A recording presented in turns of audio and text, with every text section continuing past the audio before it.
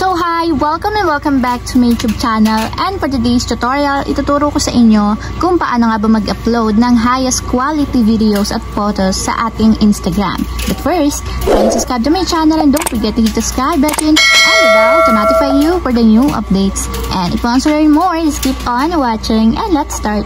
So ayan, for today's video, mag-open muna tayo ng ating Instagram account and make sure na updated yung app na gagamitin natin.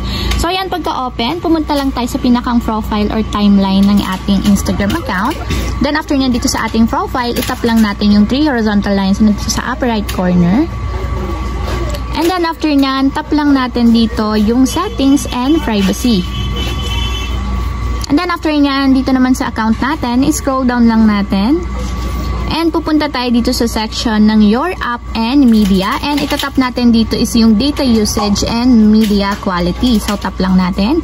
And dito naman lalabas na yung ating cellular data settings. And dito, hanapin nyo lang yung Media Upload Quality. And sa baba nito, nakalagay yung Upload at Highest Quality. So, ang gagawin lang natin is to-turn on natin yung switch button na nandito sa right side niya, katulad nito.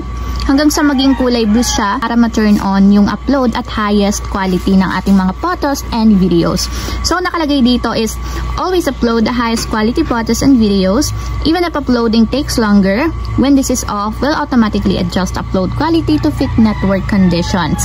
So, sabi dito is kapag naka-turn on daw ang upload at highest quality sa ating Instagram, magiging maganda at mataas yung quality ng ating photos at videos na ma-upload. So, yun nga lang, medyo matagal siya compare sa mga low quality na videos and photos na pag-upload. So, sabi dito is kapag naka-turn off down naman ito, automatic mag-a-adjust yung quality ng ating mga photos at videos depende sa network conditions ng ating data or internet.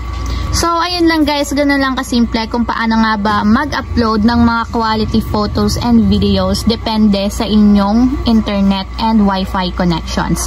So, ayun lang guys, ganun lang kasimple. Sana nakatulong sa inyo. If you have a question, comment down below and don't forget to hit the subscribe button and the bell to notify you for the new updates. And thank you for watching! Living life, every day, late at night, not okay.